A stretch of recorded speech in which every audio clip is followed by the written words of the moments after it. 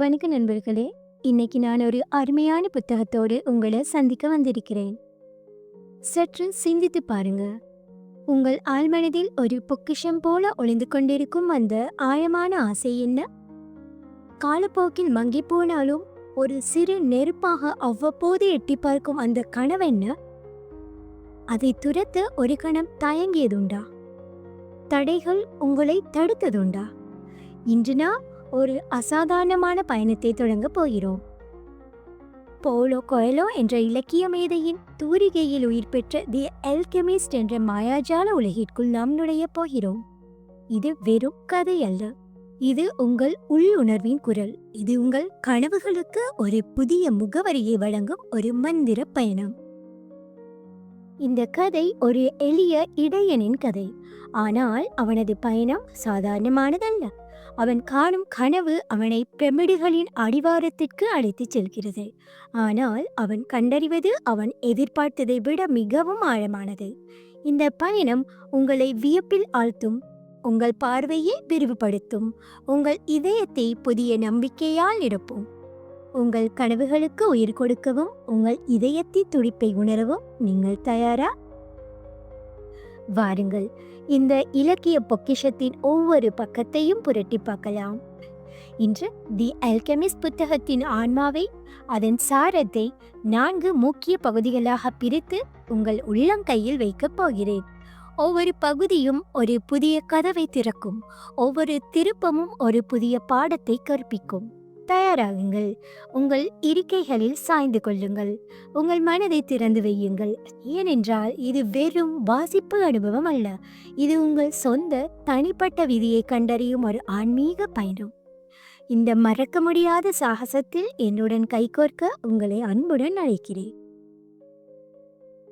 Pavlo கொயலோ. இந்த பெயர் வெறும் எழுத்தாளருடையது மட்டுமல்ல, இது விடாமுயற்சியின், கனவுகளின் மீதான அசைக்க முடியாத நம்பிக்கையின் மற்றும் வாழ்க்கையின் ஆழமான அர்த்தங்களை தேடும் ஒரு ஆன்மீக பயணியின் அடையாளம். 1947 பிரேசில் நாட்டில் ரியோ டி ஜெனிரோ நகரில் பிறந்த இவர் தனது வாழ்க்கை பாதையில் பல ஏற்ற இறக்கங்களையும் எதிர்பாராத திருப்பங்களையும் சந்தித்தவர். இளம் வயதில் கொயலோவின் ஆர்வம் சட்டத்துறையின் பக்கம் இருந்தது. ஆனால் அவரது உண்மையான வேட்கை கலை மற்றும் எழுத்தின் மீது இருந்தது. இந்த முரண்பட்ட விருப்பங்களால் அவர் பல மன உளைச்சல்களுக்கு ஆளானார். ஒரு கட்டத்தில் மனநல மருத்துவமனையில் கூட சிகிச்சை பெற்றார் என்பது குறிப்பிடத்தக்கது. ஆனால் விதி அவரை வேறு திசையில் செலுத்த விரும்பியது. 1970களில் கொயலோ ஒரு பாடலாசிரியராக தனது கலை பயணத்தை தொடங்கினார். புகழ்பெற்ற பிரேசிலிய பாடகர் மற்றும் இசையமைப்பாளர் ரவுல் சீக்ஸாஸுடன் இணைந்து பல பாடல்களை எழுதினார். இந்த காலகட்டம் அவரது எழுத்து திறனை மெருகேற்றியது மட்டுமல்லாமல் சமூகத்தின் பல்வேறு அடுக்குகளையும் மனித மனதின் சிக்கல்களையும் புரிந்து கொள்ள அவருக்கு உதவியது. இருப்பினும் கொயலோவின் வாழ்க்கை ஒரு திருப்பு முனையை சந்தித்தது. 1986 அவர் ஸ்பெயினில் உள்ள புகழ்பெற்ற புனித யாத்திரை தலமான சாண்டியாகோ டி கம்போஸ்டேலாவுக்கு பாத யாத்திரை மேற்கொண்டார். இந்த ஆன்மீக பயணம் அவரது வாழ்க்கையை ஆழமாக மாற்றியது. அவர் தனது உண்மையான அழைப்பு எழுத்துதான் என்பதை உணர்ந்தார். இதன் விளைவாக தி பில்கிரிமேஜ் என்ற தனது முதல் புத்தகத்தை 1987 வெளியிட்டார். ஆனால் உலக அளவில் அவரை புகழின் உச்சிக்கு கொண்டு சென்றது 1988 வெளியான தி அல்கெமிஸ்ட் நாவல் தான். இந்த எளிய ஆனால் ஆழமான கதை உலகெங்கிலும் உள்ள கோடிக்கணக்கான வாசகர்களின் இதயங்களை கொள்ளை கொண்டது. தி அல்கெமிஸ்ட் ஒரு இலக்கிய சாதனை மட்டுமல்ல, ஒரு கலாச்சார நிகழ்வாகவும் மாறியது. 80க்கும் மேற்பட்ட மொழிகளில் மொழிபெயர்க்கப்பட்டு 65 மில்லியனுக்கும் அதிகமான பிரதிகள் விற்பனையாகி உள்ளன. இது வரலாற்றில் அதிக விற்பனையான புத்தகங்களில் ஒன்றாகும். கொயலோவின் எழுத்து நடை மிகவும் எளிமையானது, ஆனால் அவர் தொடும் விஷயங்கள் மிகவும் ஆழமானவை.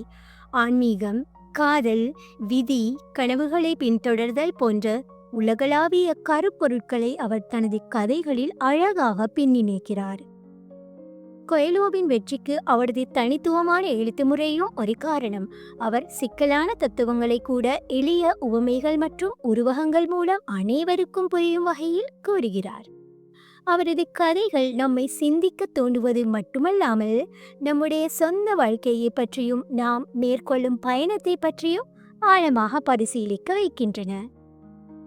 தி அல்கெமிஸ்ட் மட்டுமல்லாமல் Veronika decides to die, 11 minutes, Brida போன்ற பல புகழ்பெற்ற நாவல்களை கொயலோ எழுதியுள்ளார். ஒவ்வொரு புத்தகமும் ஒரு தனித்துவமான கருப்பொருளை கையாண்டாலும் அவை அனைத்தும் மனித ஆன்மாவின் தேடலையும் வாழ்க்கையின் உள்ளார்ந்த அர்த்தத்தையும் வெளிப்படுத்துகின்றன.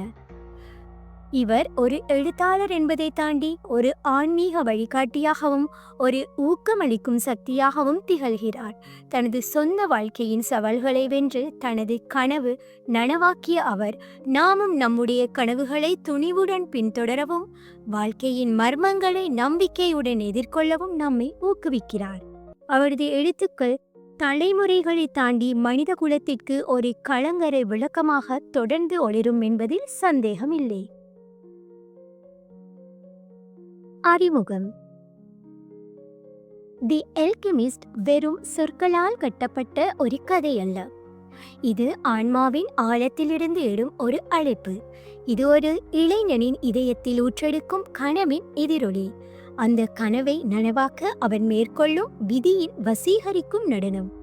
இந்த ஆன்மீக புதினம் நம்முடைய உள்ளார்ந்த விருப்பங்களின் திசை காட்டியாக வாழ்க்கையின் உண்மையான சாராம்சத்தை நோக்கி நம்மை வழிநடத்துகிறது.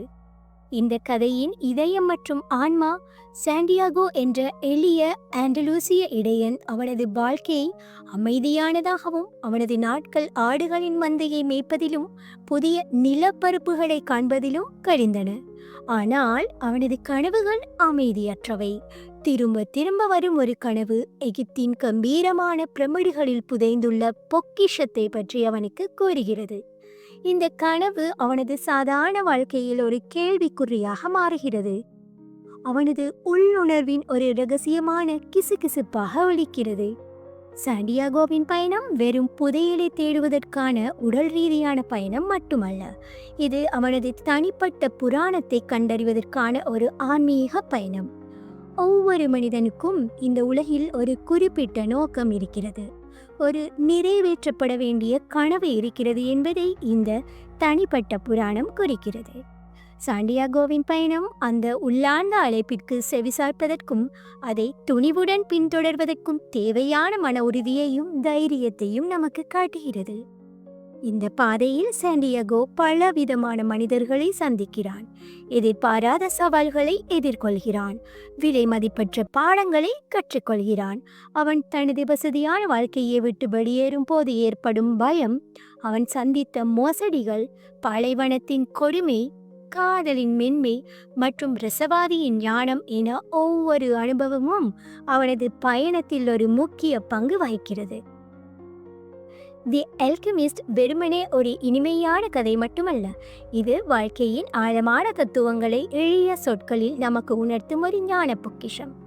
கனவுகளை நினைவாக்குவதற்கு தேவையான அசைக்க முடியாத நம்பிக்கை, பின்னடைவுகளை தாங்கும் பொறுமை, உண்மையான காதலின் தியாகம் மற்றும் எல்லாவற்றுக்கும் மேலாக நம்மை சுற்றியுள்ள உலகின் ஆன்மீக மொழியை புரிந்து கொள்வதற்கான விழிப்புணர்வு ஆகியவற்றை இந்த புத்தகம் நமக்கு கற்பிக்கிறது. உங்கள் இதயத்தின் ஆழமான ஆசைகளை பின்பற்றுவதன் முக்கியத்துவத்தை இது அழுத்தமாக சொல்கிறது. பயம் என்பது ஒரு மாயை, அதை வெல்வதே உண்மையான தைரியம் என்பதை இது நமக்கு உணர்த்துகிறது.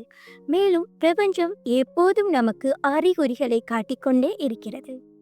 அந்த மெல்லிய வழிகாட்டுதல்களை புரிந்து கொள்வதே வாழ்க்கையின் ரகசியம் என்பதை இது வலியுறுத்துகிறது. சாண்டியாகோவின் பயணம் நம் ஒவ்வொருவரின் உள்ளேயும் ஒரு புதையல் புதைந்துள்ளது என்பதை நினைவூட்டுகிறது. அது நாம் அடைய விரும்பும் கனவாக இருக்கலாம், அல்லது நாம் கற்றுக்கொள்ளும் பாடங்களாக இருக்கலாம், அல்லது நாம் சந்திக்கும் மனிதர்களாக இருக்கலாம். இந்த புத்தகம் அந்த உள்முக பயணத்தை தொடங்கவும் நம்முடைய சொந்த தனிப்பட்ட புராணத்தை கண்டறியவும் நம்மை தூண்டுகிறது. இந்த அற்புதமான கதையை நாம் 4 முக்கிய பகுதிகளாக பிரித்து ஆராயப் போகிறோம். ஒவ்வொரு பகுதியும் சாண்டியாகோவின் பயணத்தில் ஒரு முக்கியமான கட்டத்தையும் வாழ்க்கையின் ஒரு புதிய பாடத்தையும் நமக்கு வெளிப்படுத்தும். இந்த மறக்க முடியாத இலக்கிய பயணத்தில் மூழ்கி உங்கள் சொந்த கனவுகளை பற்றி சிந்திக்கவும் உங்கள் இதயத்தின் குரலுக்கு செவிசாய்க்கவும் உங்களை அன்புடன் அழைக்கிறேன். தயாராகுங்கள். இந்த மாயாஜால பயணம் உங்கள் வாழ்க்கை பார்வையை மாற்றியமைக்கலாம்.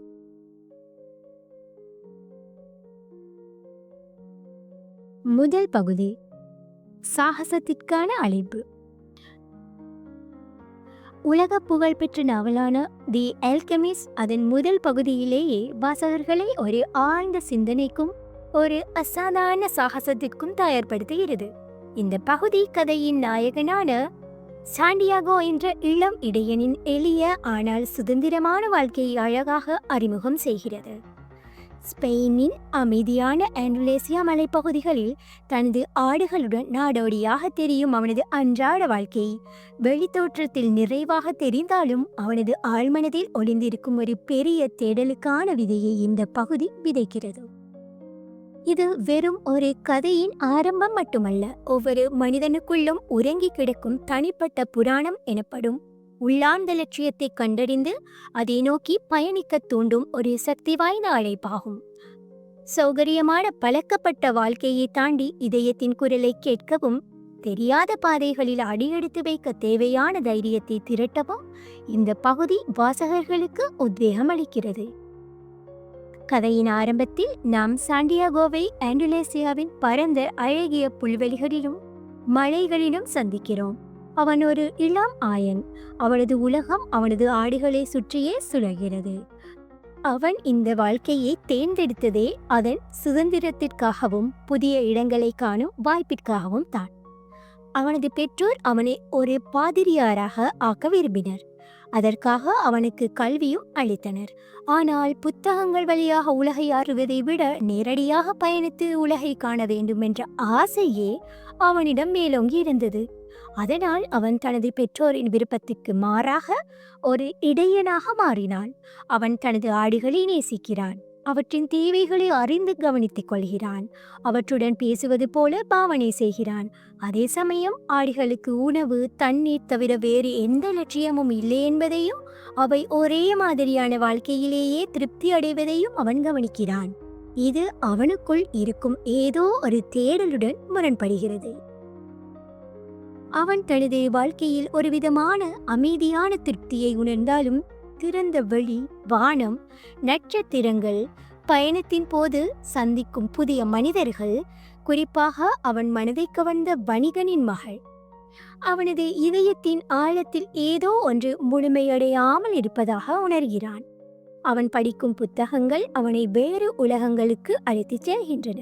அவனது கற்பனையை தூண்டுகின்றன. இந்த அமைதியான ஏக்கம்தான் அவனை ஒரு பெரிய மாற்றத்தை நோக்கி நகர்த்தும் முதல் படியாக அமைகிறது.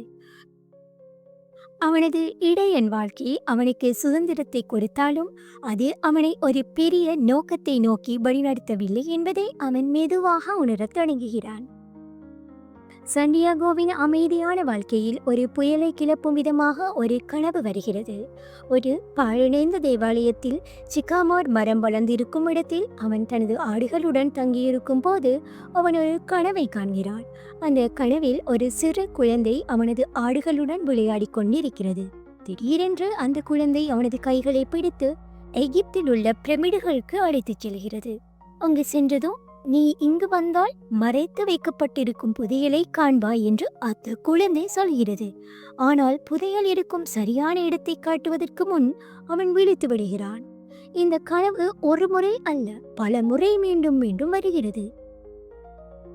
முதலில் சாண்டியாகோ இந்த கனவை ஒரு பொருட்டாக எடுத்துக்கொள்ளவில்லை. ஆனால் அது தொடர்ந்து வருவதால் அவனது மனதில் குழப்பமும் ஒரு விதமான எதிர்பார்ப்பும் உருவாகிறது. இது வெறும் அர்த்தமற்ற கனவா, அல்லது அவனது வாழ்க்கைக்கான ஒரு வழிகாட்டுதலா? அவனது பகுத்தறிவு இது சாத்தியமற்றது என்று சொன்னாலும் அவனது இதயம் அந்த கனவில் ஏதோ உண்மை இருப்பதாக நம்ப தூண்டுகிறது. இந்த கனவு அவனது வசதியான பழக்கப்பட்ட வாழ்க்கையின் சுவர்களை தாண்டி அவனுக்கென பிரபஞ்சம் ஒரு பெரிய திட்டத்தை வைத்திருக்கிறது என்ற உள்ளுணர்வை அவனுக்குள் ஏற்படுத்துகிறது. அது அவனது தனிப்பட்ட புராணத்தின் முதல் அறிகுறியாக வெளிப்படுகிறது. தனது கனவின் அர்த்தத்தை தேடி சாண்டியாகோ அருகிலுள்ள டெரிஃபா நகருக்கு செல்கிறான். அங்கு கனவுகளுக்கு பலன் சொல்லும் ஒரு ஜிப்சி மூதாட்டியை சந்திக்கிறான். அவன் தயக்கத்துடன் தனது கனவை விவரிக்கிறான். அந்த மூதாட்டி கனவு சொல்வது உண்மைதான் என்றும் அவன் கண்டிப்பாக எகிப்தில் உள்ள பிரமிடுகளுக்கு செல்ல வேண்டும் என்றும் அங்கு அவனுக்காக புதையல் காத்திருக்கிறது என்றும் கூறுகிறான். ஆனால் அவள் அதற்கு பதிலாக அவன் புதையலை கண்டறிந்தால் அதில் 10ல் 1 பங்கை தனக்கு தர வேண்டும் என்று நிபந்தனை விதிக்கிறாள். சாண்டியாகோவுக்கு இது ஏமாற்றமாக இருக்கிறது. இது வெறும் பணத்திற்காக சொல்லப்பட்டதாக இருக்குமோ என்ற சந்தேகம் எழுகிறது. அவளுக்கு பணம் கொடுத்துவிட்டு ஒரு விதமான குழப்பத்துடன் அவநம்பிக்கையுடனும் அங்கிருந்து வெளியேறுகிறான். பின்னர் அவன் நகரத்தின் மைய சதுக்கத்தில் அமர்ந்து ஒரு புத்தகத்தை படித்துக் கொண்டிருக்கும் போது ஒரு மர்மமான முதியவர் அவனை அணுகுகிறார். அவர் தன்னை சாலிம் நகரின் அரசர் மெல்கிசெடெக் என்று அறிமுகப்படுத்திக் கொள்கிறார். ஆரம்பத்தில் சாண்டியாகோ அவரை நம்பவில்லை. ஆனால் அந்த முதியவர் சாண்டியாகோவின் வாழ்க்கையை பற்றியும் அவனது இரகசிய எண்ணங்களை பற்றியும் துல்லியமாக பேசும்போது சாண்டியாகோ வியப்படைகிறான். மெல்கிசெடெக் தனிப்பட்ட புராணம் என்ற மிக முக்கியமான கருத்தை அவனுக்கு அறிமுகப்படுத்துகிறார். அதுதான் நீ எப்போதும் அடைய விரும்பிய ஒன்று. ஒவ்வொருவரும் தங்கள் இளமை பருவத்தில் தங்களது தனிப்பட்ட புராணம் என்னவென்று அறிவார்கள் என்று அவர் விளக்குகிறார். காலப்போக்கில் பயம், குற்ற உணர்வு, மற்றவர்களின் கருத்துக்கள் போன்றவற்றால் மக்கள் தங்கள் கனவுகளை கைவிட்டு விடுகிறார்கள் என்று அவர் கூறுகிறார். மெல்கிசெடெக் சாண்டியாகோவை அவனது கனவை பின்தொடரவும் அவனது தனிப்பட்ட புராணத்தை நிறைவேற்றவும் ஊக்குவிக்கிறார். நீ உண்மையிலேயே எதையாவது விரும்பினால் இந்த பிரபஞ்சம் முழுவதும் உனக்கு உதவி செய்யும். When you want something, all the universe conspires in helping you to achieve it என்ற சக்தி வாய்ந்த மந்திரத்தை அவனுக்கு வழங்குகிறார். மேலும் அவனது பயணத்தில் முடிவுகளை எடுக்க உதவும் வகையில் ஆம் அல்லது இல்லை என்பதை குறிக்கும் முரி மற்றும் துமீம் என்ற 2 மாய கற்களை கொடுக்கிறார். ஆனால் முடிந்தவரை தானாகவே முடிவுகளை எடுக்கவும் பிரபஞ்சத்தின் மற்ற அறிகுறிகளை கவனிக்கவும் என்று அறிவுறுத்துகிறார். இந்த சந்திப்பு சாண்டியாகோவின் மனதில் இருந்த சந்தேகங்களை அகற்றி அவனது கனவை பின்தொடர்வதற்கான தீப்பொறியை மூட்டுகிறது. ஜிப்சி பெண் கனவை உறுதி செய்தாள் என்றால் மெல்கிசெடெக் அந்த கனவின் ஆன்மீக முக்கியத்துவத்தையும் அதை அடைவதற்கான பாதையையும் தெளிவுபடுத்துகிறார். மெல்கிசெடெக்கின் வார்த்தைகளால் உந்தப்பட்டாலும் சாண்டியாகோ ஒரு கடினமான முடிவை எடுக்க வேண்டியிருந்தது. அவனது கனவை பின்தொடர்வதென்றால் அவன் தனது வாழ்வாதாரமாக இருக்கும் ஆடுகளை விற்க வேண்டும். அவனது பழக்கப்பட்ட சுதந்திரமான ஆனால் பாதுகாப்பான இடையன் வாழ்க்கையை முழுமையாக கைவிட வேண்டும். அவனது மனதில் பெரும் போராட்டம் நடக்கிறது. ஒரு புறம் அவனது கனவு, புதையல், தனிப்பட்ட புராணம் என்ற கவர்ச்சிகரமான அழைப்பு, மறுபுறம் நிச்சயமற்ற எதிர்காலம், தோல்வி குறித்த பயம், எல்லாவற்றையும் இழந்து விடுவோமோ என்ற கவலை. ஆண்டலூசியாவின் நிலப்பரப்பு, அவனது ஆடுகள், வணிகனின் மகள் என அவனுக்கு பழக்கப்பட்ட அனைத்தும் அவனை பின்னுக்கு இழுக்கின்றன. ஆனால் மெல்கிசெடெக்கின் வார்த்தைகளும் பிரபஞ்சம் துணை நிற்கும் என்ற நம்பிக்கையும் அவனது இதயத்தின் ஆழமான குரலும் அவனை முன்னோக்கி தள்ளுகின்றன. நீண்ட யோசனைகளுக்கு பிறகு அவன் ஒரு தீர்க்கமான முடிவை எடுக்கிறான். அவன் தனது பயத்தை வென்று தைரியத்தை திரட்டி தனது ஆடுகளை விற்றுவிடுகிறான். இது அவனது முதல் பெரிய தியாகம். அவனது கையில் இப்போது பயணத்துக்கான பணம் இருக்கிறது. ஆனால் அவனது பழைய வாழ்க்கை முற்றிலும் கைவிடப்பட்டு விட்டது. அவன் ஒரு புதிய மனிதனாக ஒரு புதிய நோக்கத்துடன் நிற்கிறான். அவன் ஆண்டலூசியாவை விட்டு ஆப்பிரிக்காவை நோக்கி, எகிப்தின் பிரமிடுகளை நோக்கி தனது பயணத்தை தொடங்க தயாராகிறான். இந்த முடிவு அவனது சாகசத்தின் உண்மையான தொடக்கத்தை குறிக்கிறது. அவன் தனது இதயத்தின் குரலை கேட்டு அறியப்படாததை நோக்கி முதல் படியை எடுத்து வைக்கிறான். தி அல்கெமிஸ்ட் நாவலின் இந்த முதல் பகுதி ஒரு தேடலின் பிறப்பை மிக அழகாக சித்தரிக்கிறது. இது சாண்டியாகோவின் வசதியான உலகத்திலிருந்து அவனை வெளியே இழுத்து அவனது உள்ளார்ந்த விதியை நோக்கி அவனை திருப்புகிறது. கனவுகள் வெறும் கற்பனைகள் அல்ல, அவை நமது ஆழ்மனதில் வழிகாட்டுதல்கள் என்பதையும் அவற்றை பின்தொடர தைரியம் தேவை என்பதையும் இந்த பகுதி வலியுறுத்துகிறது.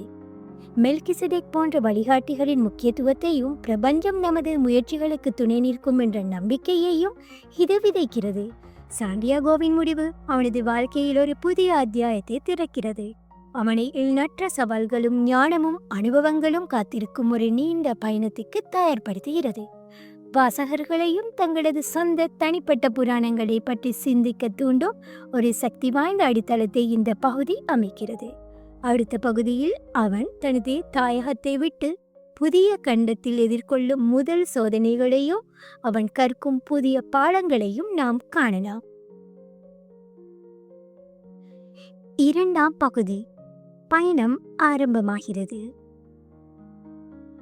தி அல்கெமிஸ்ட் நாவலின் இந்த முக்கிய இரண்டாம் பகுதி இளம் இடையனான சாண்டியாகோவின் ஆன்மீக மற்றும் பௌதீக பயணத்தில் ஒரு திருப்பு முனையாக அமைகிறது. தனது கனவில் கண்ட புதையலை தேடி தனது தனிப்பட்ட புராணத்தை நிறைவேற்றும் உத்வேகத்துடன் அவன் தனது பழக்கப்பட்ட ஸ்பெயின் தேசத்து ஆண்டலூசியா புல்வெளிகளையும் தனது ஆடுகளையும் விட்டு முற்றிலும் புதியதும் சவால்கள் நிறைந்ததுமான ஆப்பிரிக்கா கண்டத்திற்குள் நுழைகிறான். இந்த பகுதி அவனது கனவை நோக்கிய அசைக்க முடியாத உறுதிப்பாட்டையும் எதிர்பாராத தடைகளை எதிர்கொள்ளும் போது மனித ஆன்மாவின் மீள்திறனையும் ஆழமாக ஆராய்கிறது. இது டாங்கியர் நகரின் சந்தடிகளில் ஏற்படும் திகைப்பூட்டும் அனுபவங்கள், ஒரு படிகக்கடை வியாபாரியுடனான ஆழமான உறவு மற்றும் முடிவில்லாத சஹாரா பாலைவனத்தை கடக்கும் நீண்ட தியானம் போன்ற பயணம் ஆகியவற்றை உள்ளடக்கியது. இந்த பயணத்தின் ஒவ்வொரு கட்டமும் தோல்வியிலிருந்து மீள்வது, வாய்ப்புகளை அடையாளம் கண்டு பயன்படுத்துவது மற்றும் பிரபஞ்சத்தின் வழிகாட்டுதலை நம்புவது ஆகியவற்றின் முக்கியத்துவத்தை சாண்டியாகோவுக்கு கற்பிக்கிறது. சாண்டியாகோ ஜிப்ரால்டர் ஜலசந்தியை கடந்து ஆப்பிரிக்காவின் நுழைவாயிலான டாங்கியர் நகருக்கு மிகுந்த எதிர்பார்ப்புகளுடனும் புதையல் பற்றிய கனவுகளுடனும் காலடி வைக்கிறான். அவனுக்கு முற்றிலும் அறிமுகமில்லாத ஒரு புதிய உலகம் அது. வித்தியாசமான மொழி, கலாச்சாரம், பழக்க வழக்கங்கள் மற்றும் சந்தைகளின் இரைச்சல் அவனை சூழ்ந்து கொள்கிறது. அவன் மனதில் பிரமிடுகளும் புதையலும் மட்டுமே நிறைந்திருக்க, பயணத்தின் முதல் அடியிலேயே அவன் ஒரு கடுமையான யதார்த்தத்தை சந்திக்கிறான். அவன் நம்பிய ஒரு புதிய நண்பன் அவனுக்கு வழிகாட்டுவதாக உறுதியளித்து அவனிடமிருந்த அத்தனை பணத்தையும் தந்திரமாக திருடி கொண்டு மறைந்து விடுகிறான். இந்த மோசடி சாண்டியாகோவை நிலைகுலைய செய்கிறது. பணம் போனது மட்டுமல்ல, அவன் வைத்திருந்த நம்பிக்கையும் சிதைந்து போகிறது. அந்நிய மண்ணில் மொழியும் புரியாமல், கையில் ஒரு காசு கூட இல்லாமல் அவன் தனித்து விடப்படுகிறான். இந்த தருணத்தில் அவன் விரக்தி அடைகிறான். தன் கனவு ஒரு முட்டாள்தனமான கற்பனையாக இருக்குமோ? தன் ஆடுகளை விற்று வந்திருக்க கூடாதோ? மீண்டும் தன் நாட்டிற்கே திரும்பி விடலாமா என்ற எண்ணங்கள் அவனை ஆட்கொள்கின்றன. இது அவனது பயணத்தின் முதல் பெரிய சோதனை. ஆனால் மெல்கிசெதேக் என்ற முதிய ராஜா அவனிடம் கொடுத்த யூரி மற்றும் துமீம் கற்களை பற்றியும் தனது தனிப்பட்ட புராணத்தை பின்தொடர்வதன் முக்கியத்துவத்தையும் பற்றியும் அவன் நினைவு கூறுகிறான். தோல்வியும் விரக்தியும் அவனை முழுமையாக ஆட்கொள்ள அனுமதிக்காமல் எங்காவது ஒரு வழி பிறக்கும் என்ற நம்பிக்கையுடன் அவன் தன்னை தானே தேற்றிக்கொண்டு டாங்கியரில் பிழைப்புக்கான வழியை தேட ஆரம்பிக்கிறான். இந்த அனுபவம் கனவுகளை பின்தொடரும் பாதையில் தடைகளும் இழப்புகளும் தவிர்க்க முடியாதவை என்பதையும், அவற்றை கண்டு துவண்டு விடாமல் முன்னோக்கி செல்வதே உண்மையான வீரம் என்பதையும் அவனுக்கு உணர்த்துகிறது. தனது உடனடி தேவைகளை பூர்த்தி செய்வதற்கும் மீண்டும் பயணத்தை தொடர பணம் சேர்ப்பதற்கும் ஒரு வழியை தேடி சாண்டியாகோ ஒரு மலையுச்சியில் அமைந்திருந்த படிக கடைக்குள் நுழைகிறான். அந்த கடையின் உரிமையாளர் பல வருடங்களாக அதே இடத்தில் எந்தவித முன்னேற்றமும் இல்லாமல் வியாபாரம் செய்து வருபவர். அவருக்கு மக்காவுக்கு புனித பயணம் மேற்கொள்ள வேண்டும் என்ற வாழ்நாள் கனவு ஒன்று உண்டு. ஆனால் அதை நிறைவேற்றும் துணிவோ முயற்சியோ அவரிடம் இல்லை. மாற்றம் பற்றிய பயமும் பழக்கப்பட்ட வாழ்க்கையின் வசதியும் அவரை பின்னுக்கு இழுக்கின்றன. சாண்டியாகோ ஆரம்பத்தில் கடையை சுத்தம் செய்யும் வேலைக்கு சேர்க்கிறான். ஆனால் அவனது இளமைக்கே உரிய உற்சாகமும் புதிய யோசனைகளும் அந்த கடைக்கு புத்துயிர் அளிக்கின்றன. அவன் வெறும் தொழிலாளியாக மட்டும் இல்லாமல் வியாபாரத்தை மேம்படுத்த ஆக்கப்பூர்வமான ஆலோசனைகளை வழங்குகிறான். கடையில் உள்ள படிக பொருட்களை அழகாக காட்சிப்படுத்த ஒரு காட்சி பெட்டியை உருவாக்கலாம் என்கிறான். பின்னர் படிக கோப்பைகளில் புத்துணர்ச்சியூட்டும் புதினா தேநீர் வழங்கி நடந்து செல்லும் மக்களை கவரலாம் என்று யோசனை கூறுகிறார். ஆரம்பத்தில் தயங்கினாலும் படிக வியாபாரி சாண்டியாகோவின் யோசனைகளுக்கு செவி கொடுக்கிறார். இந்த மாற்றங்கள் வியக்கத்தக்க வகையில் பலனளிக்கின்றன. கடைக்கு வரும் வாடிக்கையாளர்களின் எண்ணிக்கை அதிகரிக்கிறது. வியாபாரம் பெருகுகிறது, கடையின் புகழ் பரவுகிறது. கிட்டத்தட்ட ஒரு வருட காலம் அங்கு உழைத்து சாண்டியாகோ கணிசமான அளவு பணத்தை சேமிக்கிறான். அது அவனது ஆரம்பத்தில் இழந்ததை விடவும் அதிகம். இந்த படிக கடையில் கிடைத்த அனுபவம் சாண்டியாகோவுக்கு பல விலை மதிப்பற்ற பாடங்களை கற்பிக்கிறது. தோல்வியின் விளிம்பிலிருந்தும் மீண்டும் வர முடியும் என்பதையும், கடின உழைப்பும் புத்திசாலித்தனமும் எந்த சூழ்நிலையையும் மாற்றி அமைக்கும் என்பதை அவன் உணர்கிறான். மேலும் படிக வியாபாரியின் மூலமாக கனவுகளை கண்டு அவற்றை நிறைவேற்ற துணியாமல் பயத்தினால் ஒரே இடத்தில் தேங்கிவிடும் மனிதர்களின் நிலையை அவன் புரிந்து கொள்கிறான்.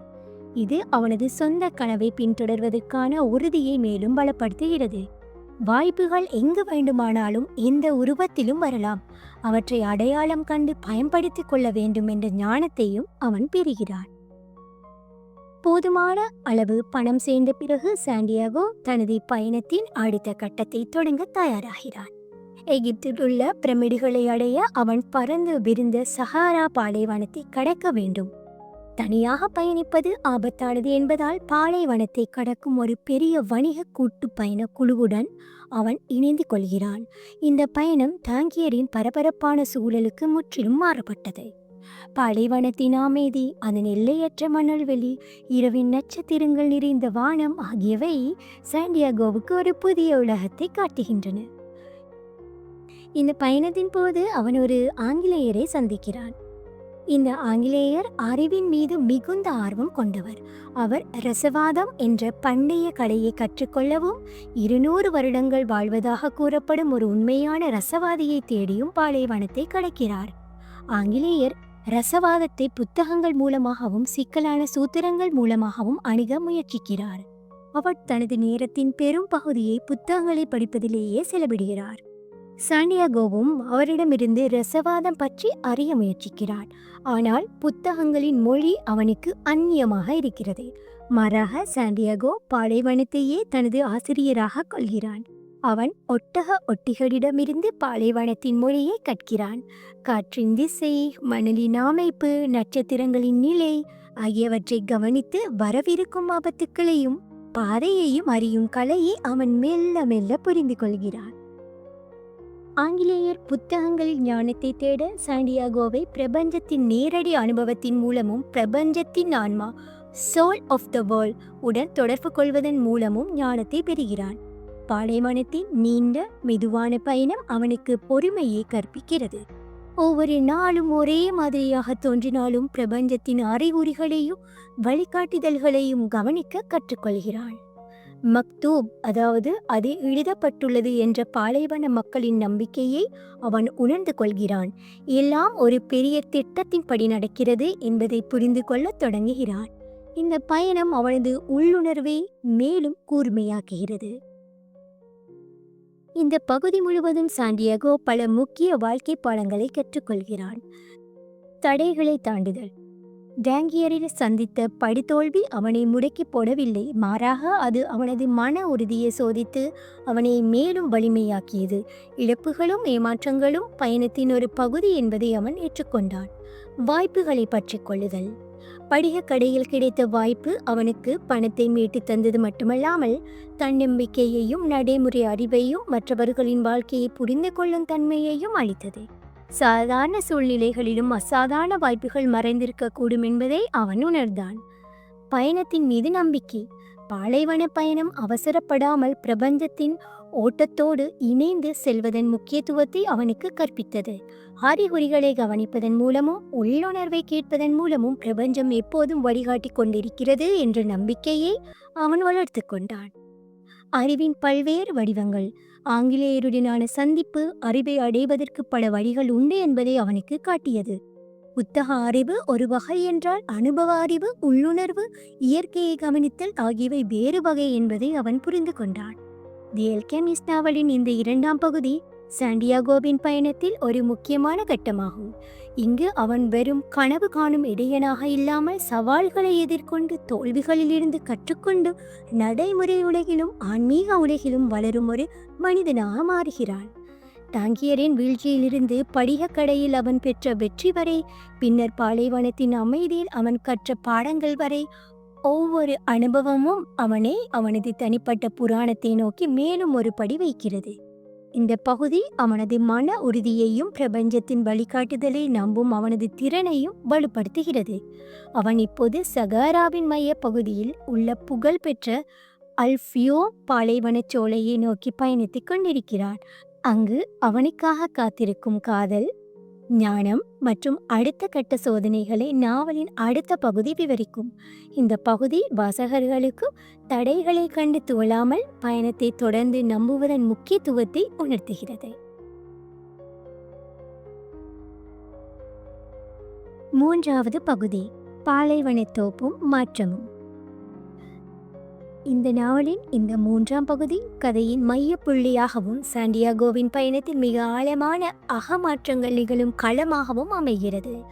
பாலைவனத்தின் கடுமையான முடிவற்ற பயணத்திற்கு பிறகு அல்ஃபயோம் என்ற பாலைவன சோலை அவனுக்கு பௌதீக ரீதியாக மட்டுமல்லாமல் ஆன்மீக ரீதியாகவும் ஒரு புகலிடமாக விளங்குகிறது. இங்குதான் அவனது இதயம் காதலால் நிறைகிறது. அவனது உள்ளுணர்வு பிரபஞ்சத்தின் ரகசியங்களை திறக்கிறது. மேலும் அவனது தேடலின் இறுதி வழிகாட்டியான ரசவாதியை அவன் சந்திக்கிறான். இந்த பகுதி வெறும் புதையுளை தேடும் பயணமாக இருந்தது ஒரு ஆத்மார்த்தமான தேடலாக சுய கண்டுபிடிப்பின் பயணமாக மாற்றுகிறது. காதல், தியாகம், பிரபஞ்சத்தின் மொழியை புரிந்து கொள்ளுதல், அச்சத்தை எதிர்கொள்ளுதல் மற்றும் எல்லாவற்றுக்கும் மேலாக உண்மையான ரசவாதம் என்பது இதயத்தை தூய்மைப்படுத்துவதே என்ற பேர் உண்மையை சாண்டியாகோ இங்குதான் ஆழமாக கற்கிறான். அவனது தனிப்பட்ட புராணம் வெறும் இலக்கு அல்ல, அது அவனை முழுமையாக்கும் ஒரு செயல்முறை என்பதை இந்த பகுதி உணர்த்துகிறது. நீண்ட கடினமான பாலைவன பயணத்திற்கு பிறகு சாண்டியாகோவும் அவனது வணிக கூட்டமும் அல்ஃபயோம் என்ற பிரம்மாண்டமான பாலைவன சோலையை அடைகிறார்கள். நூற்றுக்கணக்கான பேரீச்சை மரங்களும் பசுமையும் மக்களின் நடமாட்டமும் நிறைந்த அந்த இடம் பாலைவனத்தின் நடுவே ஒரு சொர்க்கம் போல காட்சியளிக்கிறது. பழங்குடியினரிடையே நிலவும் போர் காரணமாக இந்த சோலை ஒரு பாதுகாப்பான புகலிடமாக விளங்குகிறது. ஆனால் அதே சமயம் ஒரு விதமான பதற்றமும் அங்கே நிலவுகிறது. இங்குள்ள வாழ்க்கை அதன் சொந்த விதிகள் மற்றும் மரபுகளால் கட்டமைக்கப்பட்டுள்ளது. சாண்டியாகோவுக்கு இந்த இடம் ஒரு தற்காலிக ஓய்விடமாக அமைகிறது. இந்த அமைதியான சூழலில் தான் அவனது வாழ்க்கையை மாற்றும் ஒரு சந்திப்பு நிகழ்கிறது. சோலையின் கிணற்றருகே தண்ணீர் எடுப்பதற்காக காத்திருக்கும் பெண்களிடையே அவன் ஃபாத்திமா என்ற இளம் பெண்ணை காண்கிறான். அவளை கண்ட மாத்திரத்திலேயே சாண்டியாகோ ஒரு ஆழமான தவிர்க்க முடியாத ஈர்ப்பை உணர்கிறான். அதுவே பிரபஞ்சத்தின் மொழி பேசும் காதல். அவளது கண்களும் அமைதியான புன்னகையும் அவனது இதயத்தை உடனடியாக கொள்ளை கொள்கின்றன. அவன் அவளுடன் பேசத் தொடங்குகிறான். தனது பயணம், கனவுகள் மற்றும் தேடல் பற்றி பகிர்ந்து கொள்கிறான். அவனது ஆச்சரியத்திற்கு ஃபாத்திமா அவனது கனவுகளையும் தனிப்பட்ட புராணத்தை பின்தொடர்வதன் முக்கியத்துவத்தையும் உடனடியாக புரிந்து கொள்கிறாள். அவள் பாலைவனத்தின் மகள். அவளது உலகம் இந்த காத்திருப்பும் நம்பிக்கையும் நிறைந்தது.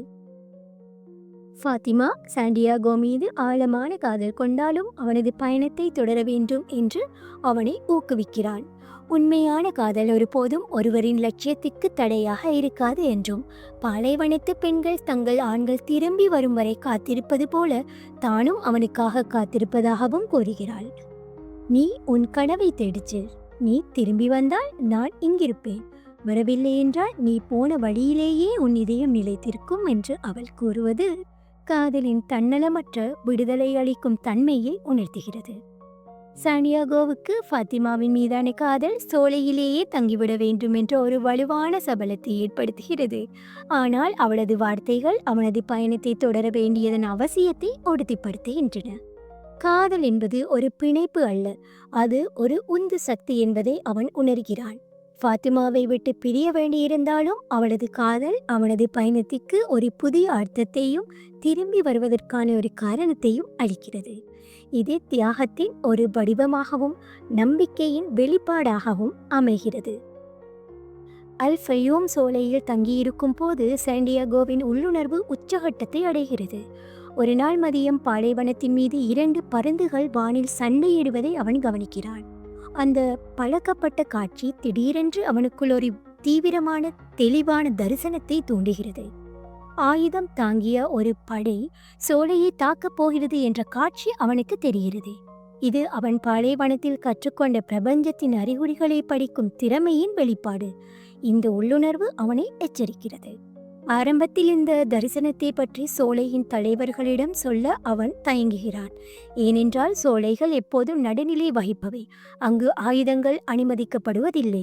தனது எச்சரிக்கையை அவர்கள் நம்பாமல் புறக்கணிக்கலாம் அல்லது தன்னை ஒரு உளவாளி என்று தவறாக நினைக்கலாம் என்ற பயம் அவனுக்கு ஏற்படுகிறது.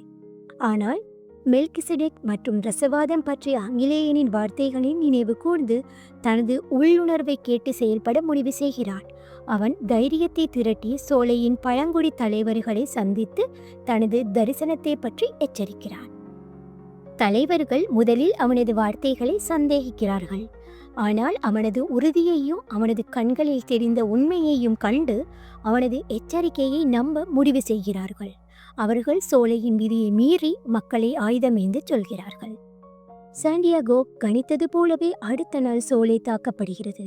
ஆனால் முன்னெச்சரிக்கையால் தயாராக இருந்த சோலைவாசிகள் தாக்குதலை வெற்றிகரமாக முறியடித்து சோலையை காப்பாற்றுகிறார்கள். இந்த நிகழ்வு சாண்டியாகோவுக்கு பெரும் மரியாதையையும் சோலையின் ஆலோசகர் என்ற பதவியையும் பெற்றுத்தருகிறது. ஆனால் மிக முக்கியமாக இந்த நிகழ்வு வேறொருவரின் கவனத்தை ஈர்க்கிறது. ஒரு நாள் மாலை சாண்டியாகோ தனியாக இருக்கும்போது ஒரு பெரிய கருப்பு குதிரையில் கையில் ஒரு பருந்துடன் புயல் வேகத்தில் ஒரு மர்மமான உருவம் அவனை நோக்கி வருகிறது. அந்த நபர் சாண்டியாகோவை நெருங்கி அவனது தைரியத்தை சோதிக்கும் வகையில் சில கேள்விகளை கேட்கிறார். அவர்தான் அந்த புகழ்பெற்ற ரசவாதி, தி அல்கெமிஸ்ட். அவர் 200 வயதடைந்தவர் என்றும் பிரபஞ்சத்தின் ரகசியங்களை அறிந்தவர் என்றும் கூறப்படுகிறது. சாண்டியாகோவின் தரிசனம் பற்றியும் அவன் பிரபஞ்சத்தின் ஆன்மாவுடன் தொடர்பு கொள்ளும் திறனை பெற்றிருப்பதையும் ரசவாதி உணர்ந்திருந்தார். அவர் ஆங்கிலேயரைப் போல புத்தக அறிவை மட்டும் நம்பியிருக்காமல் அனுபவத்திற்கும் உள்ளுணர்வுக்கும் இதயத்தின் குரலுக்கும் முக்கியத்துவம் கொடுப்பவராக இருக்கிறார். உண்மையான ரசவாதம் என்பது உலோகங்களை தங்கமாக மாற்றுவது மட்டுமல்ல, அதைவிட முக்கியமாக மனிதனின் ஆன்மாவை தூய்மைப்படுத்தி அவனை பிரபஞ்சத்துடன் ஒன்றிணைப்பதே என்று அவர் விளக்குகிறார். அவர் சாண்டியாகோவின் வழிகாட்டியாக மாற ஒப்புக்கொள்கிறார். ஆனால் அவனது பயணத்தின் இறுதி இலக்கை அவனேதான் அடைய வேண்டும் என்றும் கூறுகிறார். ரசவாதியின் வழிகாட்டுதலுடன் சாண்டியாகோ அல்ஃபயோம் சோலையிலிருந்து தனது பயணத்தின் இறுதி கட்டத்தை தொடங்குகிறான்.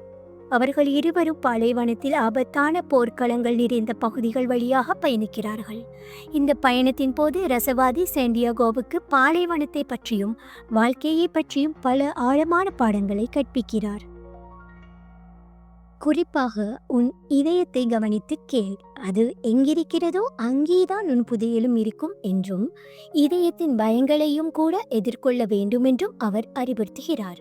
பிரபஞ்சத்தில் உள்ள ஒவ்வொன்றும் தனது தனிப்பட்ட புராணத்தை நிறைவேற்ற முயற்சிப்பதாகவும் அனைத்தும் ஒன்றோடொன்று இணைக்கப்பட்டுள்ளன என்றும் அவர் விளக்குகிறார். அவர்களது பயணம் ஒரு ஆபத்தான கட்டத்தை எட்டுகிறது. அவர்கள் ஆயுதம் தாங்கிய ஒரு பழங்குடி படையிடம் பிடிபடுகிறார்கள். நிலைமை மிக மோசமாக இருக்கும் போது ரசவாதி துணிச்சலாக ஒரு பந்தயம் கட்டுகிறார். அவர் அந்த பழங்குடி தலைவனிடம் சாண்டியாகோ ஒரு சக்தி வாய்ந்த ரசவாதி என்றும் அவன் 3 நாட்களுக்குள் தன்னை தானே காற்றாக மாற்றி காட்ட முடியும் என்றும் கூறுகிறார். அப்படி செய்யாவிட்டால் அவர்கள் இருவரையும் கொன்றுவிடலாம் என்றும் தன்னிடம் உள்ள தங்கத்தையும் எடுத்துக்கொள்ளலாம் என்றும் கூறுகிறார்.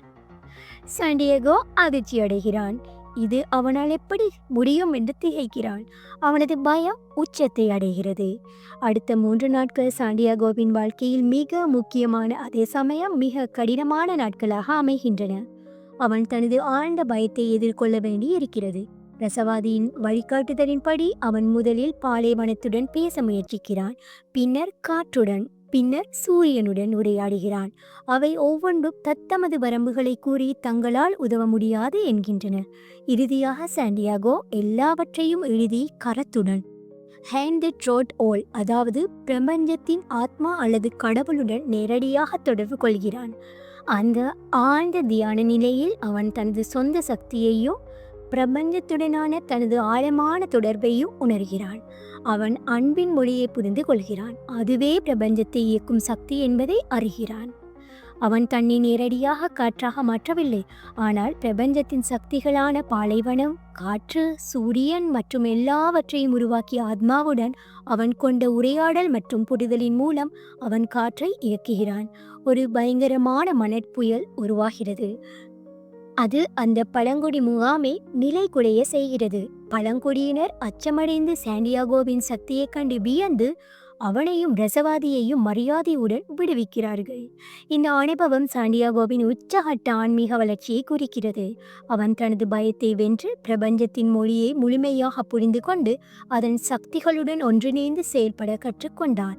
அவன் இப்போது வெறும் இடையனல்ல, பிரபஞ்சத்தின் இரகசியங்களை அறிந்தவன். இந்த பகுதி முழுவதும் பரவி கிடக்கும் முக்கியமான பாடங்கள். காதலின் மேன்மையும் தியாகமும். ஃபாத்திமாவின் காதல் உண்மையான அன்பு ஒருவரின் லட்சிய பயணத்திற்கு தடையாக இருக்காது, மாறாக உந்துதலாகவும் காத்திருக்கும் இல்லமாகவும் இருக்கும் என்பதை கற்பிக்கிறது. சில சமயங்களில் பெரிய இலக்குகளுக்காக அன்புக்குரியவற்றை தற்காலிகமாக துறக்க வேண்டியதன் அவசியத்தையும் இது உணர்த்துகிறது. உள்நிலை ரசவாதம். ரசவாதியின் போதனைகளும் குறிப்பாக காற்றாக மாறும் சோதனையும் உண்மையான மாற்றம் என்பது வெளியில் இல்லை, உள்ளுக்குள் தான் நிகழ்கிறது என்பதை அழுத்தமாக உணர்த்துகின்றன. பயத்தை எதிர்கொண்டு பிரபஞ்சத்துடன் இணையும் போது மனிதன் தனது வரம்புகளை தாண்டி செல்ல முடியும். பிரபஞ்சத்துடன் ஒன்றிணைதல். பருந்து தரிசனம் முதல் காற்றை இயக்கியது வரை சாண்டியாகோ படிப்படியாக பிரபஞ்சத்தின் மொழியையும் அதன் அறிகுறிகளையும் அதன் ஆத்மாவுடனான தொடர்பையும் ஆழமாக உணர்ந்து கொள்கிறான். தனிப்பட்ட விருப்பத்திற்கும் பிரபஞ்சத்தின் சித்தத்திற்கும் இடையிலான இணக்கத்தை காண்கிறான். தி எல்கெமிஸ்ட் நாவலின் இந்த 3ஆம் பகுதி சாண்டியாகோவின் பயணத்தின் ஆன்மாவை வெளிப்படுத்துகிறது. இங்கு அவன் காதலிக்கிறான், தியாகம் செய்கிறான், மரணத்தின் விளிம்பிற்கு சென்று மீள்கிறான். எல்லாவற்றுக்கும் மேலாக பிரபஞ்சத்துடன் தனது சொந்த ஆத்மாவுடனும் ஆழ்ந்த தொடர்பை ஏற்படுத்தி கொள்கிறான். ரசவாதியின் வழிகாட்டுதல் அவனுக்கு ஞானத்தை அளித்தாலும் இறுதி சோதனை அவனது சொந்த முயற்சியாலும் பிரபஞ்சத்தின் மீதான நம்பிக்கையாலுமே வெல்லப்படுகிறது. அவன் இப்போது எகிப்தின் பிரமிடுகளை அடைய தயாராகிவிட்டான். ஆனால் அவன் தேடிச் செல்லும் புதையல் அவன் எதிர்பார்த்தது போல் இருக்காது என்பதற்கான குறிப்புகளையும் ரசவாதி வழங்குகிறார். அவன் பௌதீக ரீதியாக மட்டுமல்ல, மன ரீதியாகவும் ஆன்மீக ரீதியாகவும் முழுமையாக உருமாறியிருக்கிறான். இந்த பகுதி வாசகர்களுக்கு வாழ்க்கையின் சோதனைகள் நம்மை வலிமையாக்கவும் நமது உண்மையான திறனை வெளிக்கொணரவும் உதவுகின்றன என்ற செய்தியை அளிக்கிறது. அடுத்த இறுதி பகுதியில் சாண்டியாகோ பிரமிடுகளை அடைந்து தனது நீண்ட பயணத்தின் முடிவையும் அவனது தனிப்பட்ட புராணத்தின் உண்மையான பொருளையும் எவ்வாறு கண்டறிகிறான் என்பதை காண்போம். 4ஆம் பகுதி, இலக்கும் திரும்புதலும். இந்த கதையின் 4ஆம் மற்றும் இறுதி அத்தியாயம் இளம் இடையனான சாண்டியாகோவின் நீண்ட கடினமான பயணத்தின் உச்சகட்டத்தையும் அவனது ஆழ்மனதின் வேரூன்றியிருந்த தனிப்பட்ட புராணத்தை நிறைவேற்றுவதற்கான ஆழமான ஆன்மீக ரீதியான உணர்தலையும் மிக விரிவாகவும் உணர்ச்சி பூர்வமாகவும் விவரிக்கிறது. இந்த பகுதி ஒரு பயணத்தின் முடிவையும் ஒரு புதிய ஆரம்பத்தையும் ஒருங்கே குறிக்கிறது. இது சாண்டியாகோ பெரும் எதிர்பார்ப்புகளுடன் எகிப்தின் பிரம்மாண்டமான பிரமிடுகளை அடைதல், அங்கு அவன் எதிர்கொள்ளும் எதிர்பாராத ஏமாற்றம், புதையலின் உண்மையான இருப்பிடம் குறித்த அதிர்ச்சியூட்டும் வியக்கத்தக்க வெளிப்பாடு மற்றும் அவன் தனது வேர்களான ஆண்டலூசியாவிற்கு அர்த்தமுள்ள திரும்புதல் ஆகிய முக்கிய நிகழ்வுகளை உள்ளடக்கியது. இந்த பகுதி வெறும் புதையல் தேடலின் முடிவல்ல, மாறாக இலக்கை அடைவதை விட அந்த இலக்கை நோக்கிய பயணத்தின் மகத்துவத்தையும் அந்த பயணத்தினூடாக ஒருவன் பெறும் விலைமதிப்பற்ற ஞானத்தையும் வாழ்க்கையின் ஆழமான பாடங்களையும் அழுத்தமாக வலியுறுத்துகிறது. இது புற உலகத் தேடலானது எவ்வாறு அக உலகத் தெளிவுக்கு இட்டுச் செல்கிறது என்பதை அழகாக படம் பிடிக்கிறது. ரசவாதியின் ஆழமான ஞானமும் மர்மமான வழிகாட்டுதலும் சாண்டியாகோவிற்கு புதிய நம்பிக்கையையும் தைரியத்தையும் ஊட்டுகின்றன. அவனது துணையுடன் பாலைவனத்தின் கடுமையான சவால்களை கடந்து சாண்டியாகோ தனது பயணத்தின் இறுதிக்கட்டமாக கனவுகளின் தேசமாக அவன் மனதில் பதிந்திருந்த எகிப்தின் பிரமிடுகளை நோக்கி பயணிக்கிறான். அவனது இதயம் எதிர்பார்ப்பினாலும் ஒருவித பதட்டத்தினாலும் நிறைந்திருக்கிறது. பிரமிடுகளை நேரில் காணும் தருணம் அவனது வாழ்க்கையின் மிக முக்கியமான ஒன்றாக இருக்கும் என்று அவன் நம்புகிறான். ஆனால் விதி அவனுக்காக வேறு திட்டங்களை வைத்திருந்தது. இந்த பயணம் அவன் எதிர்பார்த்ததை விட அதிக சோதனைகள் நிறைந்ததாக அமைகிறது. பிரமிடுகளை நெருங்கும் வேளையில் எதிர்பாராத விதமாக அவன் பாலைவன கொள்ளையர்கள் சிலரால் சூழப்பட்டு பிடிபடுகிறான். அவனிடம் இருந்த சொற்ப பொருட்களையும் அவர்கள் பறித்து கொள்கிறார்கள். கொள்ளையர்கள் அவனது விசித்திரமான பயணத்தின் நோக்கத்தை பற்றி விசாரிக்கிறார்கள். அவன் ஏன் தனியாக இந்த பயங்கரமான பாலைவனத்தை கடந்து வந்தான் என்று கேட்கிறார்கள். மிகுந்த தயக்கத்துடனும் சிறிதளவு நம்பிக்கையுடனும் சாண்டியாகோ தனது கனவை பற்றியும் எகிப்து பிரமிடுகளுக்கு அடியில் ஒரு பெரிய புதையல் மறைந்திருப்பதாக தான் நம்புவதாகவும் கூறுகிறான். அவனது பதிலை கேட்ட கொள்ளையர்கள் உறக்கச் சிரிக்கிறார்கள். அவனது அப்பாவித்தனத்தையும் கனவுகளின் மீதான நம்பிக்கையையும் கேலி செய்கிறார்கள். பிரமிடுகளில் எந்த புதையலும் இல்லை என்றும் அது வெறும் காலவிரயம் என்றும் அவர்கள் ஏளனமாக பேசுகிறார்கள். அப்போது கொள்ளையர் கூட்டத்தின் தலைவன் போன்ற ஒருவன் ஒரு படி முன்னே வந்து தனது சொந்த அனுபவம் ஒன்றை பகிர்ந்து கொள்கிறான். அவனும் ஒரு காலத்தில் ஸ்பெயினில் உள்ள ஆண்டலூசியாவில் ஒரு பாழடைந்த தேவாலயத்தின் அருகே ஒரு சைக்காமோர் மரம் வளர்ந்திருக்கும் இடத்தில் ஒரு பெரிய புதையல் இருப்பதாக மீண்டும் மீண்டும் கனவு கண்டதாக கூறுகிறான். ஆனால் ஒரு கனவிற்காக இவ்வளவு தூரம் பயணம் செய்வதை முட்டாள்தனம் என்று கருதி அதை தான் ஒருபோதும் பின்தொடரவில்லை என்றும் கனவுகள் நம்பத்தகுந்தவை அல்ல என்றும் கூறுகிறார். அந்த கொள்ளையனின் வார்த்தைகள் சாண்டியாகோவின் மனதில் ஒரு மின்னலை போல தாக்கின. அந்த கணம் அவனது அகக்கண்கள் திறந்தன. கொள்ளையன் குறிப்பிட்ட அந்த பாழடைந்த தேவாலயம், அந்த சைக்காமோர் மரம், அது வேறு எதுவும் அல்ல. அவன் தனது பயணத்தை தொடங்குவதற்கு முன் தனது ஆடுகளுடன் தங்கியிருந்த அதே இடம்தான்.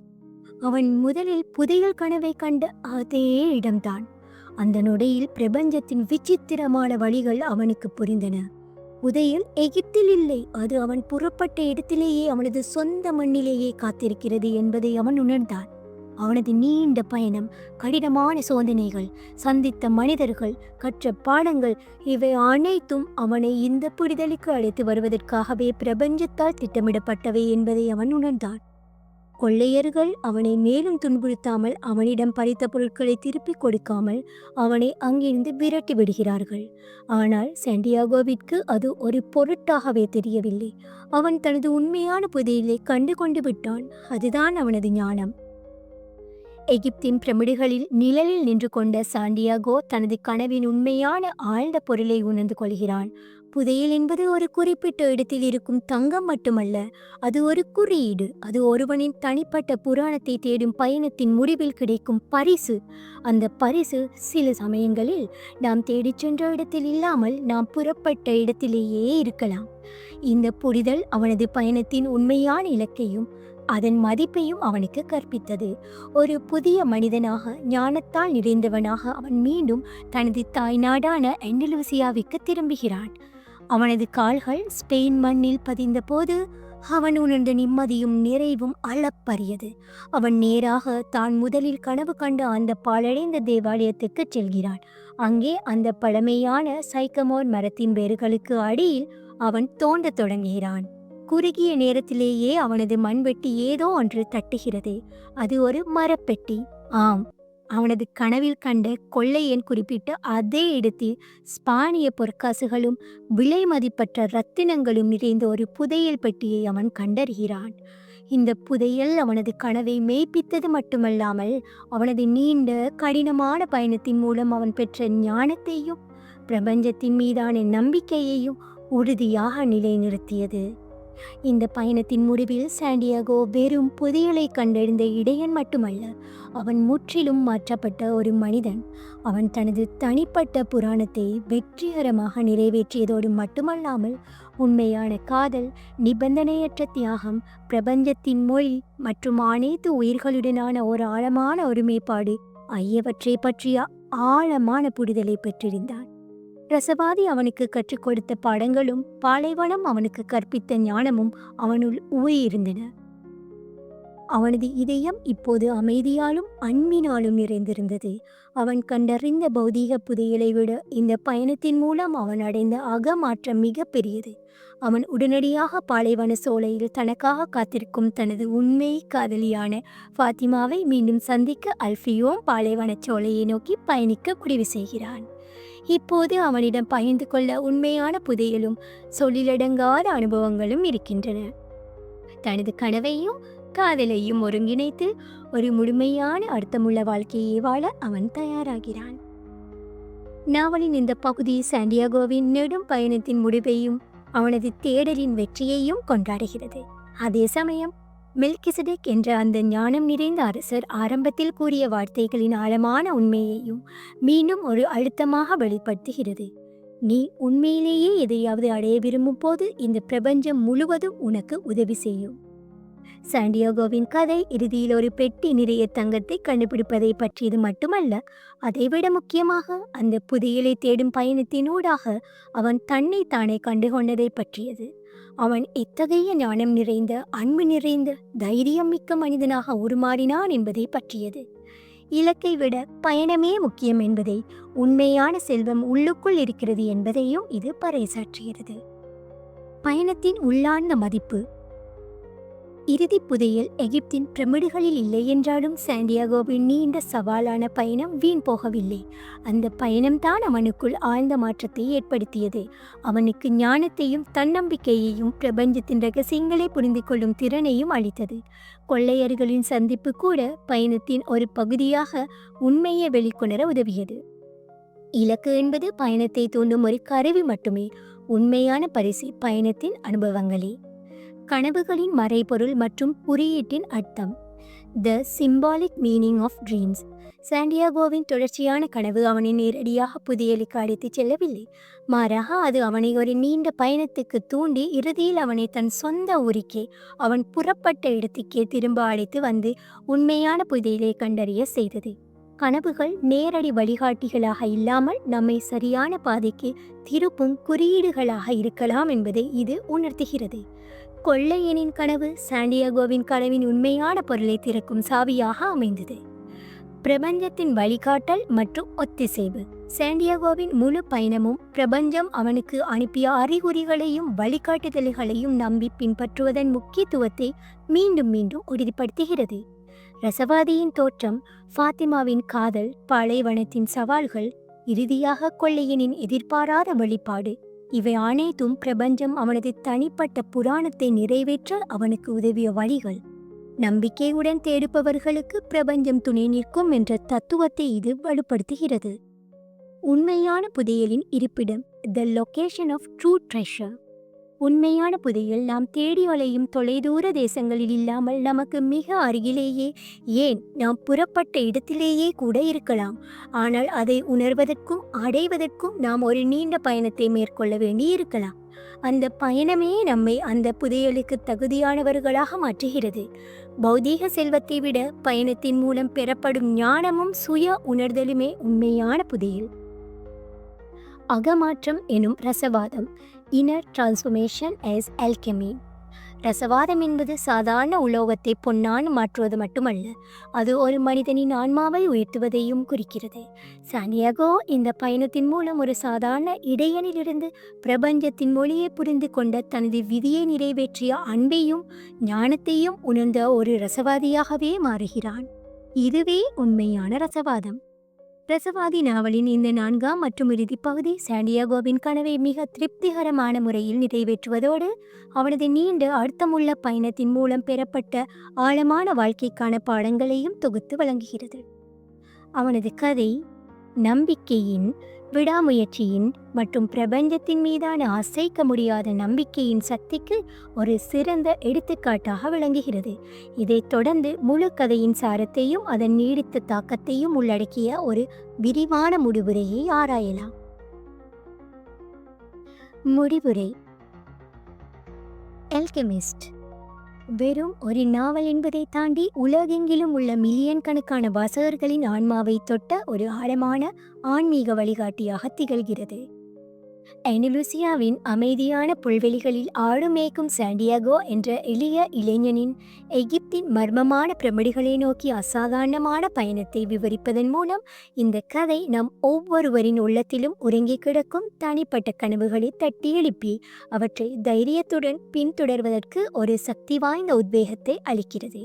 இது வாழ்க்கையின் மேற்பரப்பிற்கு அடியில் புதைந்திருக்கும் ஆழமான அர்த்தங்களையும் பிரபஞ்சத்தின் நுட்பமான வழிகாட்டுதல்களையும் கண்டறிய உதவும் ஒரு உருவக கதையாகும். இந்த புதினத்தின் மைய கருவாக விளங்குவது தனிப்பட்ட புராணம் என்ற ஆழமான தத்துவமாகும். இது வெறும் ஆசை அல்லது லட்சியம் மட்டுமல்ல, இது ஒவ்வொரு மனிதனுக்கும் விதிக்கப்பட்ட தனித்துவமான பாதை, அவனது உண்மையான அழைப்பு, அவனது இருத்தலின் நோக்கம். நமது ஆழ்மனதின் ஆசைகளையும் திறமைகளையும் கண்டறிந்து அவற்றை முழுமையாக வெளிக்கொணர்ந்து பிரபஞ்சத்தின் ஆன்மாவுடன் நம்மை இணைத்து கொள்ள உதவும் பாதையே இந்த தனிப்பட்ட புராணம். கொய்லோ வலியுறுத்துவது போல இந்த பாதையை கண்டறிந்து அனைத்து தடைகளையும் மீறி அதை நிறைவேற்ற துணிவதே ஒரு நிறைவான அர்த்தமுள்ள வாழ்க்கைக்கு அடித்தளமாகும். சாண்டியாகோவின் பயணம் இந்த தத்துவத்தின் ஒரு வாழும் உதாரணமாக விரிகிறது. அவனது ஆரம்ப தயக்கங்களிலிருந்து மெல்கிசடேக் என்ற ஞானம் நிறைந்த அரசரின் வழிகாட்டுதலின் தனது பயணத்தை தொடங்குவது, வழியில் ஃபாத்திமா என்ற பாலைவன பெண்ணிடம் ஆழமான காதல் கொள்வது, ரசவாதியின் மர்மமான ஆனால் சக்தி வாய்ந்த ஞானத்தை பெறுவது, எண்ணற்ற சோதனைகளையும் பயங்களையும் கடந்து இறுதியாக தான் புறப்பட்ட இடமான ஆண்டலூசியாவிலேயே தனது பௌதீக புதையலை கண்டறிவது வரை அவனது ஒவ்வொரு அடியும் ஒவ்வொரு அனுபவமும் வாழ்க்கையின் மிக முக்கியமான ஆழமான பாடங்களை நமக்கு போதிக்கின்றன. 4 முக்கிய பகுதிகளாக பிரிக்கப்பட்டுள்ள இந்த கதை மனித வாழ்வின் பல்வேறு நிலைகளையும் ஆன்மீக வளர்ச்சியின் படிநிலைகளையும் குறிப்பால் உணர்த்துகிறது. முதல் பகுதி, இங்கே சாண்டியாகோ தனது வசதியான பழக்கப்பட்ட வாழ்க்கையின் பாதுகாப்பில் இருந்து வெளியேற தூண்டப்படுகிறான். அவனது தொடர்ச்சியான கனவு என்பது பிரபஞ்சத்தின் முதல் அழைப்பு. இந்த அழைப்பை கேட்கவும் அதன் முக்கியத்துவத்தை உணரவும் பழக்கப்பட்ட சூழலை விட்டு வெளியேறவும் அவனுக்கு தைரியம் தேவைப்படுகிறது. மெல்கிசடேக் ஒரு வழிகாட்டியாக தோன்றி தனிப்பட்ட புராணத்தின் முக்கியத்துவத்தையும் அதை தொடர்ந்தால் பிரபஞ்சம் துணை நிற்கும் என்ற நம்பிக்கையையும் அளிக்கிறார். தனது அடிகளை விற்று அறியப்படாத எதிர்காலத்தை நோக்கி முதல் படியை எடுத்து வைப்பது அவனது நம்பிக்கையின் முதல் பாய்ச்சலாகும்.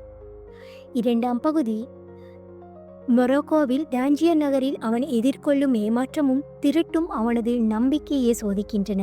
இது கனவுகளை பின்தொடரும் பாதையில் தவிர்க்க முடியாத பின்னடைவுகளையும் தோல்விகளையும் குறிக்கிறது. ஆனால் துவண்டு விடாமல் ஒரு படிகக்கடை உரிமையாளரிடம் வேலைக்கு சேர்ந்து பொறுமையுடனும் புத்திசாலித்தனத்துடனும் உழைத்து இழந்ததை விட அதிகமாக சம்பாதிப்பது விடாமுயற்சியின் முக்கியத்துவத்தையும் கடினமான சூழ்நிலைகளில் கூட வாய்ப்புகளை கண்டறியும் திறனையும் கற்பிக்கிறது. அன்றாட நிகழ்வுகளில் மறைந்திருக்கும் அறிகுறிகளை கவனிக்கவும் அவன் இங்கே கற்றுக்கொள்கிறான். 3ஆம் பகுதி, அல்ஃபயோம் பாலைவனச்சோலை ஒரு புகலிடமாக தோன்றினாலும் அதுவே அவனது பயணத்தை தேக்கமடைய செய்யும் இடமாகவும் மாறும் அபாயத்தை கொண்டுள்ளது. இங்கு அவன் ஃபாத்திமாவை காண்கிறான். அவர்களின் காதல் ஆழமானது, ஆனால் அது அவனது தனிப்பட்ட புராணத்தை பின்தொடர்வதை தடுக்கவில்லை, மாறாக அதை ஆதரிக்கிறது. உண்மையான காதல் ஒருபோதும் ஒருவரின் விதியை பின்பற்றுவதிலிருந்து தடுக்காது என்பதை ஃபாத்திமா உணர்ந்திருக்கிறாள். பின்னர் சக்தி வாய்ந்த ரசவாதியின் சந்திப்பு நிகழ்கிறது. ரசவாதி அவனுக்கு பிரபஞ்சத்தின் மொழியை கேட்கவும் இதயத்தின் குரலை பின்பற்றவும் பயத்தை எதிர்கொள்ளவும் மக்தூப் அது எழுதப்பட்டுள்ளது என்ற விதியின் கருத்தை புரிந்து கொள்ளவும் கற்றுக் கொடுக்கிறான். இது அவனது ஆன்மீக பயணத்தின் மிக முக்கியமான கட்டமாகும். 4ஆம் பகுதி, பிரமிடுகளை அடைந்தும் அங்கு புதையல் இல்லை என்பதை உணரும் போது அவனது தேடல் ஒரு புதிய பரிமாணத்தை அடைகிறது. கொள்ளையனின் கனவு பற்றிய வெளிப்பாடு பிரபஞ்சம் எவ்வளவு விசித்திரமான வழிகளில் செயல்படுகிறது என்பதையும் உண்மையான புதையல் எங்குள்ளது என்பதையும் உணர்த்துகிறது. புதையலின் மதிப்பு அதன் பௌதீக மதிப்பில் இல்லை, மாறாக அதை அடைவதற்காக மேற்கொள்ளப்பட்ட பயணத்திலும் அதன் மூலம் பெறப்பட்ட ஞானத்திலுமே உள்ளது என்பதை அவன் முழுமையாக உணர்கிறான். அவன் ஆண்டலூசியாவிற்கு திரும்புவது பயணத்தின் சுழற்சி தன்மையை காட்டுகிறது. தொடங்கிய இடத்திலேயே முடிப்பது, ஆனால் முற்றிலும் மாறுபட்ட ஞானம் பெற்ற மனிதனாக. தி அல்கெமிஸ்ட் நமக்கு கற்றுத்தரும் மையப்பாடம் என்னவென்றால், நமது கனவுகளை பின்தொடர்வது என்பது ஒரு இலக்கை அடைவது மட்டுமல்ல, அது ஒரு தொடர்ச்சியான சுய கண்டுபிடிப்பு மற்றும் உருமாற்றத்தின் செயல்முறையாகும். அந்த பயணத்தின் ஊடாக நாம் யார் ஆகிறோம் என்பதே மிக முக்கியமானது. சாண்டியாகோவின் கதை பல ஆழமான உண்மைகளை வெளிச்சத்திற்கு கொண்டு வருகிறது. பிரபஞ்சம் நமக்கு அனுப்பும் நுட்பமான அறிகுறிகளையும் வழிகாட்டுதல்களையும் நம்புவதன் அவசியம், தோல்வி, இழப்பு, அறியாதது குறித்த நமது உள்ளார்ந்த பயங்களை எதிர்கொண்டு வெல்வதன் முக்கியத்துவம், நிபந்தனையற்ற ஒருவனின் தனிப்பட்ட புராணத்தை ஆதரிக்கும் காதலின் சக்தி, சாதாரண உலோகத்தை பொன்னாக மாற்றுவது போல நமது ஆன்மாவை ஞானத்தினாலும் அனுபவத்தினாலும் உயர்த்துவதன் உண்மையான ரசவாதம், முக்கியத்துவம் மற்றும் அனைத்து உயிர்களும் இயற்கையும் பிரபஞ்சத்தின் ஆன்மாவுடன் பிணைக்கப்பட்டுள்ளன என்ற ஓர்மை உணர்வு. இலக்கை விட பயணமே மகத்தானது என்ற செய்தி கதையின் இழை எங்கும் பரவியிருக்கிறது. பாவ்லோ கொய்லோ இந்த காலத்தால் அழியாத கதையின் மூலம் நம் ஒவ்வொருவருக்குள்ளும் ஒரு தனிப்பட்ட புராணம் காத்திருக்கிறது என்றும், அதை தேடி கண்டறிந்து முழு மனதுடன் பின்தொடர்ந்தால் பிரபஞ்சம் தனது அனைத்து சக்திகளுடனும் நமக்கு உதவ முன்வரும் என்றும் ஆழமான நம்பிக்கையை விதைக்கிறார். இது வெறும் கற்பனை அல்ல, பிரபஞ்சத்தின் ஒரு அடிப்படை விதி என்கிறார் அவர். ஆண்டலூசியாவின் புல்வெளிகள் முதல் எகிப்தின் பாலைவனம் வரை விரிந்த சாண்டியாகோவின் பயணம் வெறும் புவியியல் பயணம் அல்ல, அது நம் ஒவ்வொருவரின் அகப்பயணத்தின் பிரதிபலிப்பு. அதை நம் இதயங்களின் ஆழமாக உறங்கிக் கொண்டிருக்கும் கனவுகளை தட்டி எழுப்பி அவற்றை நனவாக்குவதற்கு தேவையான தைரியத்தையும் நம்பிக்கையையும் ஊட்டுகிறது. முடிவாக, தி அல்கெமிஸ்ட் ஒரு புத்தகம் என்பதை தாண்டி ஒரு வாழ்க்கைக்கான வழிகாட்டியாக, ஒரு தத்துவ தரிசனமாக நிற்கிறது. இது நம்மை நாமாக இருக்கவும், நமது உண்மையான திறனை உணரவும், நமது தனித்துவமான கனவுகளை அச்சமின்றி வாழவும் ஊக்குவிக்கிறது. சாண்டியாகோவின் கதையை உங்கள் இதயத்தில் ஏந்துங்கள். உங்கள் சொந்த தனிப்பட்ட புராணத்தை கண்டறிய துணியுங்கள். உங்கள் உள்ளுணர்வின் குரலை கேளுங்கள். பிரபஞ்சத்தின் வழிகாட்டுதலையும் அதன் மந்திரத்தையும் நம்புங்கள். ஏனெனில் உங்கள் கனவை தேடும் பயணத்தை தொடங்கும் போது நீங்கள் தனியாக இருக்க மாட்டீர்கள். முழு பிரபஞ்சமும் உங்களுடன் பயணிக்கும். ஸோ ஃப்ரெண்ட்ஸ், இந்த புத்தகம் உங்களுக்கு பயனுள்ளதாக இருந்திருக்கும் என்று நம்புகிறேன். வீடியோ பிடிச்சிருந்தா லைக் பண்ணுங்க, கமெண்ட் பண்ணுங்க அண்ட் மறக்காம சப்ஸ்கிரைப் பண்ணுங்க. தேங்க்ஸ் ஃபார் வாட்சிங்.